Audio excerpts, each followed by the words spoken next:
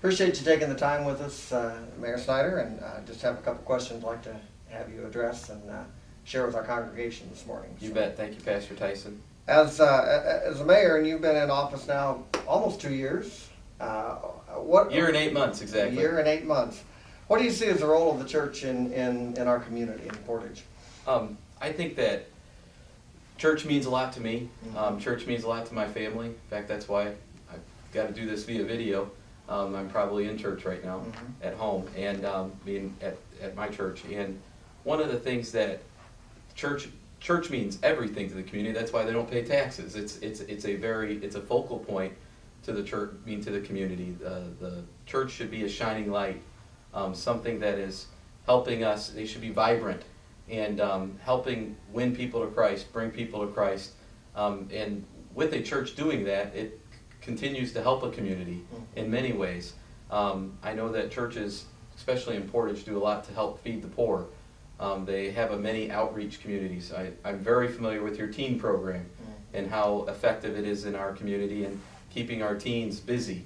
Often I hear there's not a lot for teens to do. Well, when you think about what is a city to do for teens, we have the skate park, but there's not a lot that we can do where a church can really create a lot of activity for our teenagers to keep them busy. And then the church also helps with role modeling and making sure that the kids are doing well.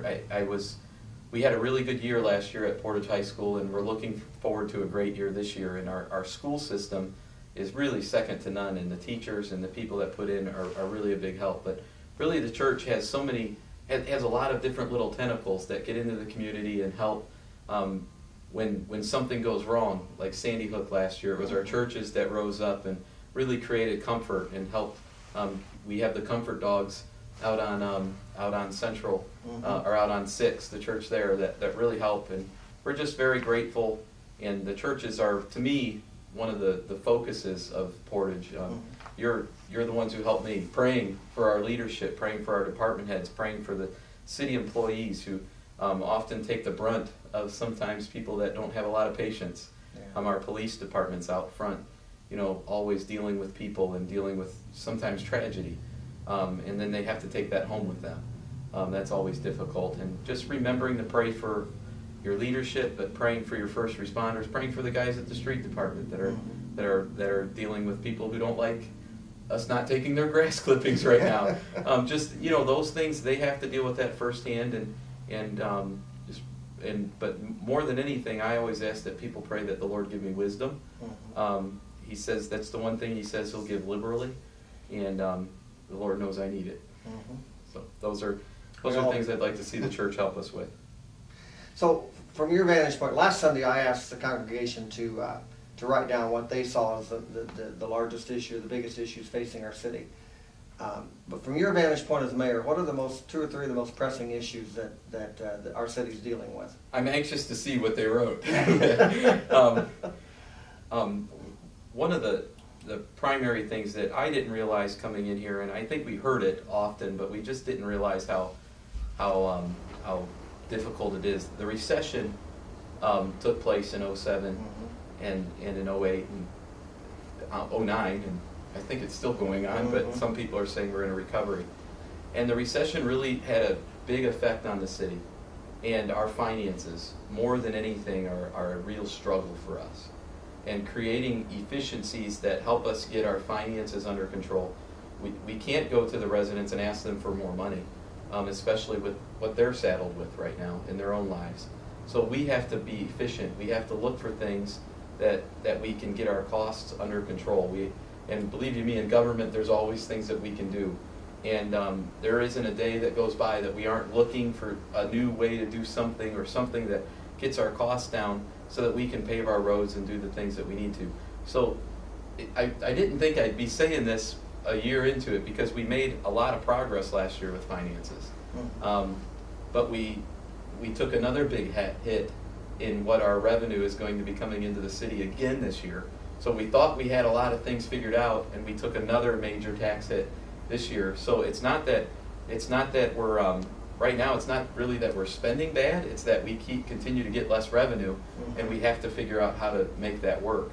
And at the same time, I believe that it's important that our employees and everybody else are are getting raises, being able to take care of their families so that their morale is high and things like that while they're working for the city. So we have to figure all those things out and make those work.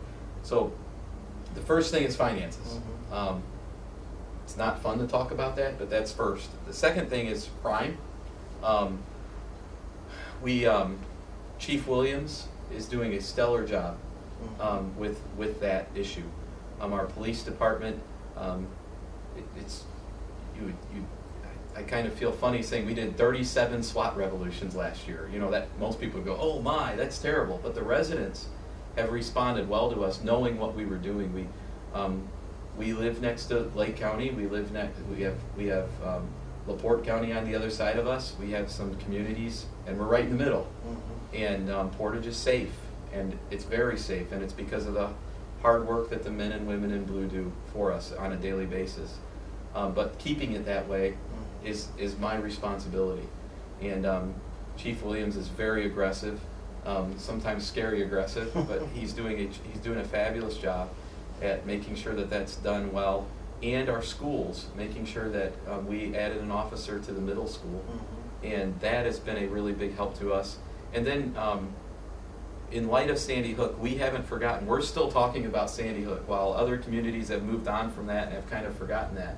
We're still talking about it. We were on the news this week, on Chicago News about that. Yeah. There's no greater responsibility that I have as mayor than making sure that our innocent children are safe. And then people who are of faith in church and things like that, while they're worshiping, making sure that while they're vulnerable, that they're safe. And we are dedicated to making sure that that is taking place on a daily basis. You asked for 3, so I had 3 written down. I don't want to take all the wind. Jobs, making sure that our people are working. That has an effect on our city finances, and that has an effect on our crime. So making sure that people are working. And Portage is uniquely situated globally, not just regionally, globally. And me and my wife got to take a trip to Austria and Germany, where Fronius just located here, and we were at the World Solar Convention, and people know about Portage.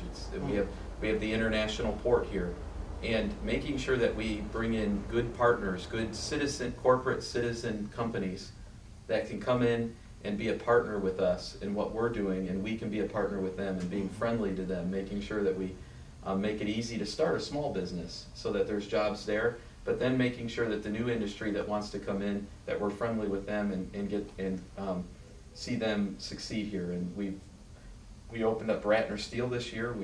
Last year we opened up Fronius. We've seen Myers come. We've seen one of my favorites now is Firehouse Subs.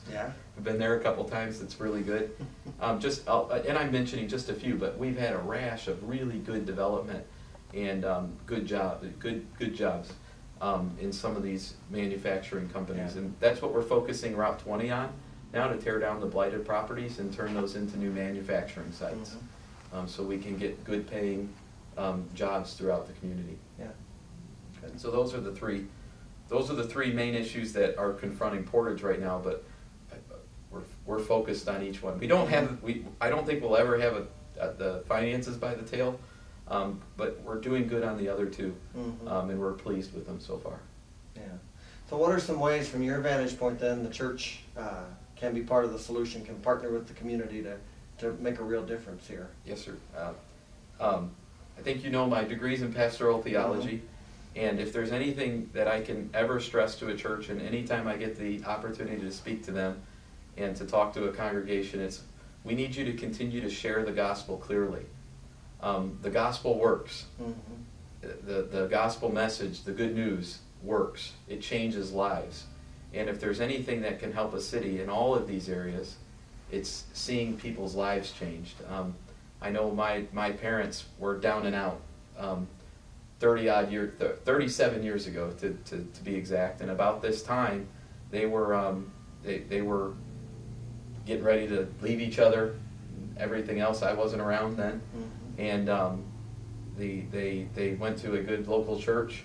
A couple teenage kids knocked on the door, knocked on their door, got them to go to church, and their life changed. It was over.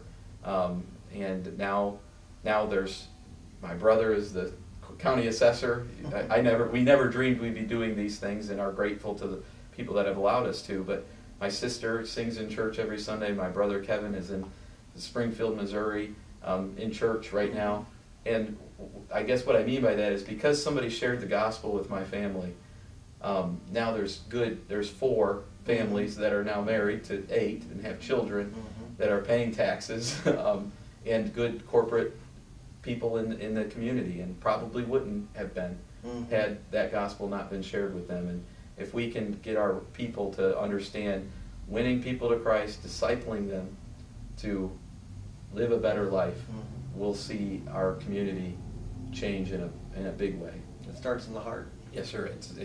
All the change starts there. And then we do the feeding of the poor, and we do the things and those things help us share the gospel, the Thanksgiving dinners and the things that we get to do. So yeah, those are the things that I'd like to. Anytime I get a chance to talk to a church, I'm grateful to, and I'm grateful for the work that you do.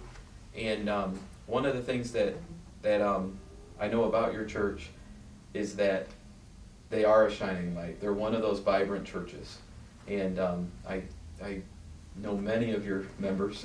If I started mentioning them, some people might get upset that I missed a name. But I know that they're very active in the community. They're well respected in our community, and Pastor, you are as well. And I'm just very grateful. We need many more Portage First United Methodist churches. We need them doing, and there's plenty of room. There's a lot of residents here, and there's a lot of people that need the help. Yeah, exactly right. So, thank you very much for taking this time. Thank you for the opportunity. Appreciate it. Thank you.